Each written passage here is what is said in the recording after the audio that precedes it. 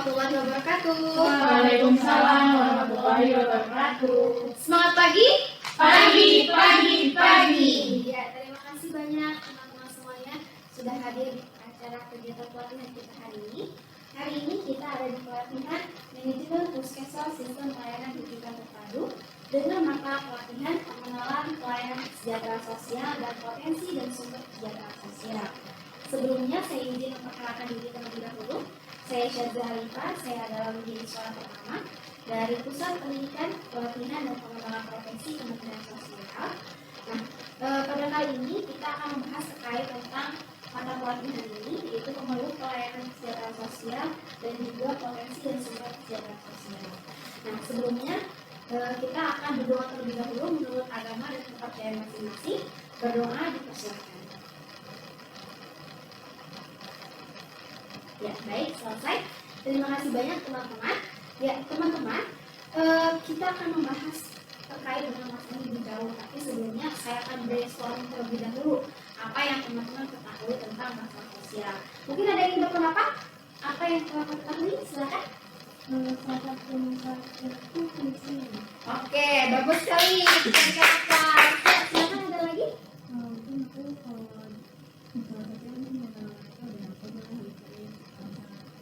Oke, kita berikan aplaus juga. Terima kasih banyak teman-teman. Artinya teman-teman di sini sudah memiliki pemahaman ya terkait tentang masalah sosial itu seperti apa. Ya, selanjutnya, nah teman-teman di sini di masa pelatihan ini kurang lebih kita akan sampai 15 menit. Kita akan membahas mengenai pokok bahasan yaitu masalah sosial. Di mana sub pokok bahasan kita yaitu terkait tentang definisi masalah sosial, kriteria masalah sosial, jenis masalah sosial, dan juga contoh dari masalah sosial. Adapun metode yang akan kita gunakan pada pembelajaran kita yaitu ada ceramah, curah pendapat, brainstorming, kemudian diskusi kelompok dan juga kuis. Nah, selanjutnya tujuan pembelajaran kita kali ini yaitu setelah pembelajaran ini diharapkan teman-teman mampu mengetahui, memahami, dan menjelaskan terkait tentang masalah sosial beserta kriteria, jenis, dan contohnya. Jadi nanti di akhir pembelajaran saya akan minta teman-teman untuk menjelaskan definisi masalah sosial beserta kriteria, jenis, dan contohnya supaya kita dapat mengetahui apakah teman-teman sudah mencapai tujuan pembelajaran ini. Selanjutnya indikator pembelajaran kita yaitu peserta dapat memahami dan menjelaskan definisi masalah sosial, peserta dapat memahami dan menjelaskan kriteria masalah sosial, kemudian peserta dapat memahami jenis masalah sosial dan contoh masalah sosial. Oke, untuk memperkaya lagi dan untuk menggali lagi nih pandangan teman-teman, kita akan menggali lagi nih apa yang teman-teman ketahui tentang masalah sosial dan pemeluk pelayanan kesejahteraan sosial. Silakan teman-teman buka Mentimeternya yang sudah saya bagikan. Nah, nanti silakan teman-teman kemukakan apa yang teman-teman pikirkan. Ada kemiskinan, ada narkoba, kemudian ada jawaban lain lagi mungkin dari teman-teman. Ada kekerasan, eksploitasi, nah ini juga termasuk masalah sosial ya. Ada kekerasan anak, KDRT, kenakalan remaja, nah itu juga termasuk salah satu dari sekian banyak masalah sosial. Ya, selanjutnya kita akan membahas terkait tentang pemeluk pelayanan kesejahteraan sosial. Silakan teman-teman untuk diisi di Mentimeternya. Apa yang teman-teman pikirkan tentang pemeluk pelayanan kesejahteraan sosial? Ada stunting ya maksudnya. Kemudian ada yang lain lagi, mungkin teman-teman ada pikiran lain lagi atau wawasan yang lagi, ada pemberdayaan sosial, ada bantuan sosial, ada rehabilitasi sosial. Ya ini merupakan nanti kita akan membahas lebih dalam ya apakah memang rehabilitasi, pemberdayaan, kemudian bantuan sosial termasuk dalam pemeluk pelayanan kesejahteraan sosial. Oke, kita akan kembali lagi ke presentasi kita. Terima kasih ya teman-teman sudah membukakan pandangannya. Nah, teman-teman, jadi di modul kita kali ini, kita akan membahas terkait tentang masalah sosial, termasuk dengan definisinya, yang tadi ya. Kemudian contoh-contohnya tadi yang teman-teman sudah ceritakan, jenis dan juga kriterianya, itu yang mungkin kita kurang banyak mengetahui apa sih masalah sosial itu dan kenapa sih disebut masalah sosial. Ya, selanjutnya apa itu yang disebut dengan masalah sosial, definisi masalah sosial itu.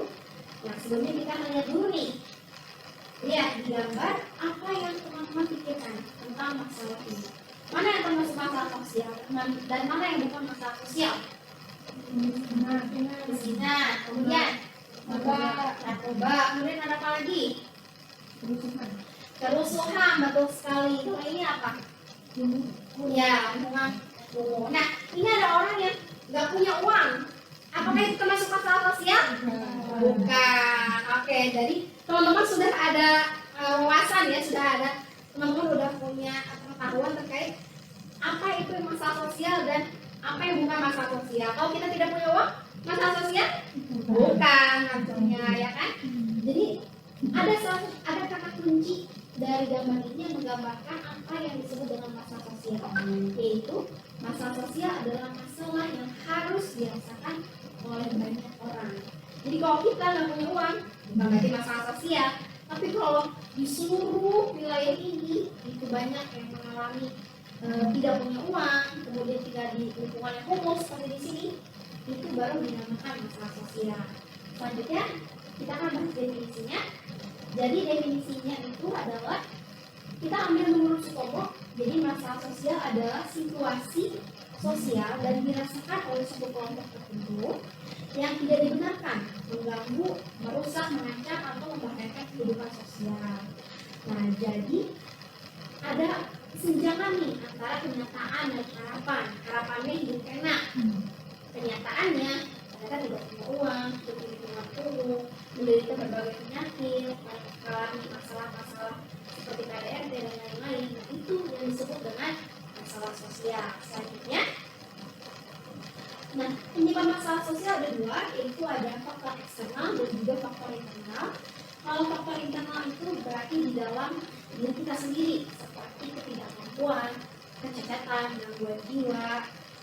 Kemudian untuk faktor eksternal itu yang berasal dari lingkungan, seperti misalnya dari keluarga, dari sekolah, dari lingkungan tetangga, lingkungan kerja. Nah, kenapa dari eksternal ini bisa menjadi pengaruh atau faktor penyebab? Karena memang yang namanya masalah sosial adalah masalah yang bersifat interaktif, artinya saling berhubungan dengan masalah lainnya. Selanjutnya, nah ini kriterianya. Yang pertama, situasinya atau masalahnya harus dialami oleh sejumlah orang. Nah, yang tadi lagi seperti yang kita lihat di gambar, kalau yang dialami hanya oleh satu orang, dua orang atau segelintir, artinya bukan masalah sosial. Tapi kalau dialami oleh banyak orang, kemudian masalah itu merusak kehidupan, mengganggu kehidupannya, dan juga dapat merusak berfungsi sosialnya, itu artinya itu adalah masalah sosial. Nah, kemudian masalah tersebut bersifat interaktif dengan masalah lain dan ada konsensus atau kesepakatan bahwa situasi tersebut masalah sosial. Selanjutnya, nah masalah sosial ada dua, yaitu masalah sosial konvensional dan masalah sosial kontemporer. Ini ada beberapa contohnya. Nah, kenapa dibagi dua?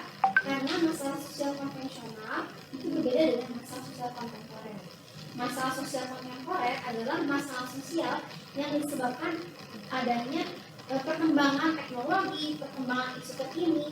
Makanya beberapa contohnya seperti adanya HIV/AIDS, kemudian penyalahgunaan aksa, kemudian adanya kerusuhan sosial, itu merupakan salah satu contoh dari masalah kontemporer.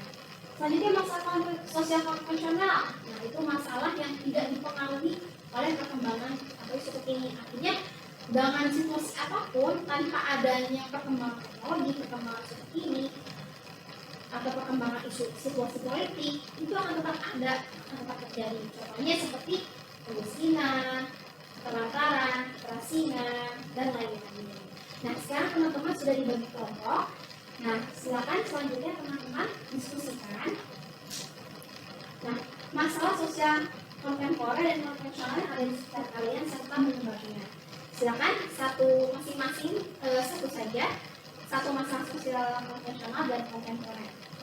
Saya beri waktu sekitar 2 menit. Ya, silakan teman-teman.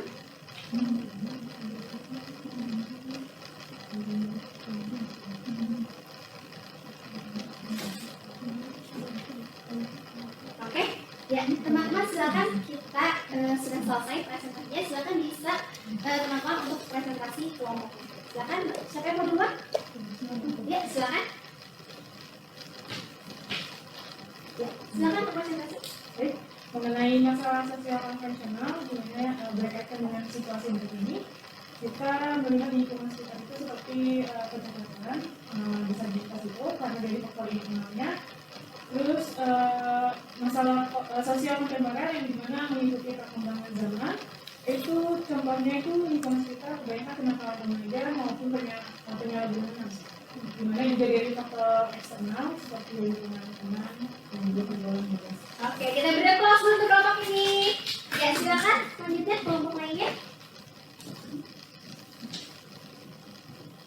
Untuk permasalahan nasional itu yang tidak dipengaruhi oleh perkembangan itu, contohnya itu kita mengambil kasus pengangguran, di mana pengangguran itu dilihat dari tingkat penyebabnya itu dari tingkat pendidikan yang rendah dan juga jumlah lapangan pekerjaan yang tidak ada, yang tidak memadai, katanya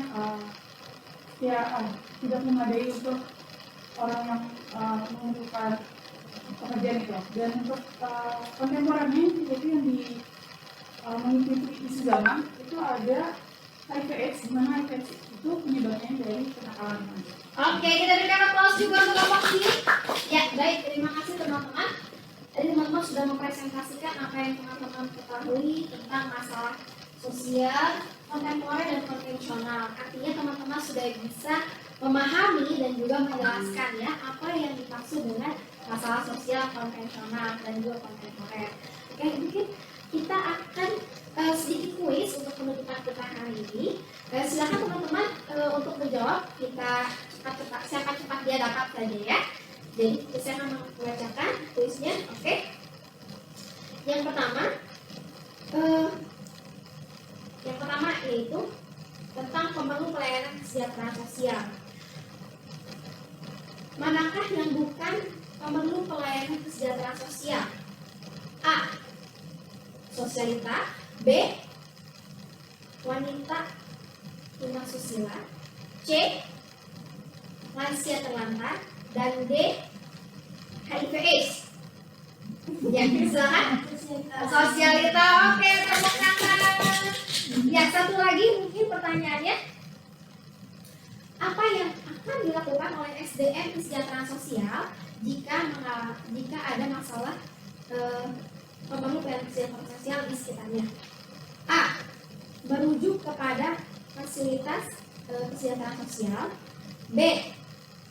Memberitahukan kepada Kementerian Sosial. C. Memberitahukan kepada Satpam. Dan D. Memberikan bantuan seadanya. Silakan. Yang A itu merujuk pada pelayanan kesejahteraan. Oke, kita berikan aplaus. Ya, terima kasih banyak teman-teman. Saya yakin teman-teman sudah memahami dan juga mampu menjelaskan terkait tentang materi kita hari ini. Artinya tujuan pembelajaran kita hari ini sudah tercapai. Baik teman-teman, ini adalah akhir dari pembelajaran kita hari ini. Saya ucapkan terima kasih banyak atas partisipasi teman-teman dan juga kehadiran teman-teman. Akhir kata saya ucapkan wassalamualaikum warahmatullahi wabarakatuh. Kita akan jumpa kembali di pertemuan berikutnya. Terima kasih banyak.